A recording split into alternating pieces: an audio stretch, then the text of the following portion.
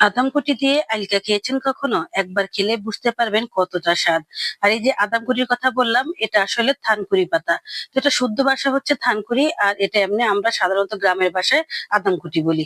তো যাই হোক, আজকে আমি এই থানকুড়ি পাতা দিয়ে আইলকা দিয়ে রান্না করব। আর এই আইলকাটাকে সেটা চিনতে পারছেন, এটা কলা গাছের ভিতরে হয়। এটাকে অনেকে ব্রোকলি বলে, অনেকে কাঞ্জাল বলে, আবার অনেকে আইলকাও বলে। এটা কিন্তু অনেক সস্তা একটা সবজি, কিন্তু অনেক উপকার শরীরের জন্য।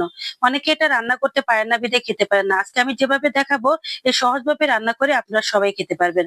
আসসালামু আলাইকুম, কেমন আছেন সবাই? আশা করি ভালো আছেন। আলহামদুলিল্লাহ, আমিও ভালো আছি। আমি এখানে দুই পদের ডাল নিয়ে নিয়েছি। একটা হচ্ছে মসুরের ডাল আর একটা হচ্ছে মুগ ডাল।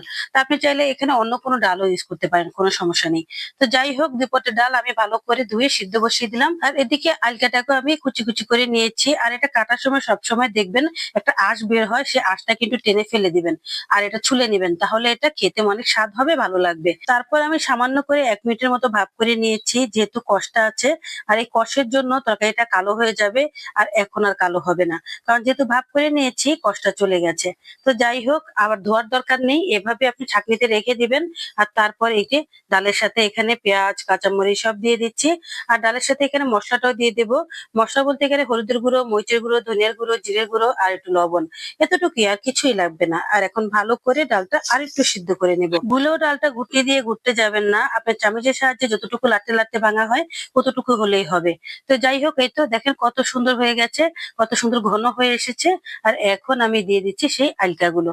বাস, এখন ভালো করে নেড়ে চেড়ে মিশিয়ে দেব। সত্যি বলতে রান্নাটা এত সহজ, এত সহজ, কি বলবো আসলে।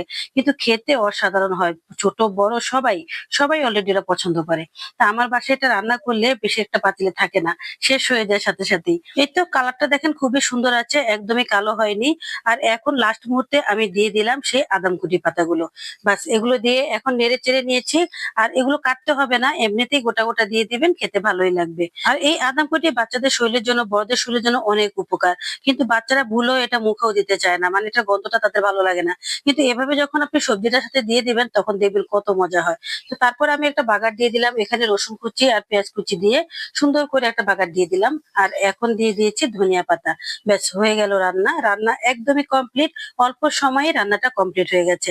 আর দেখেন, এখন বেড়ে দেখাচ্ছি কত সুন্দর হয়েছে।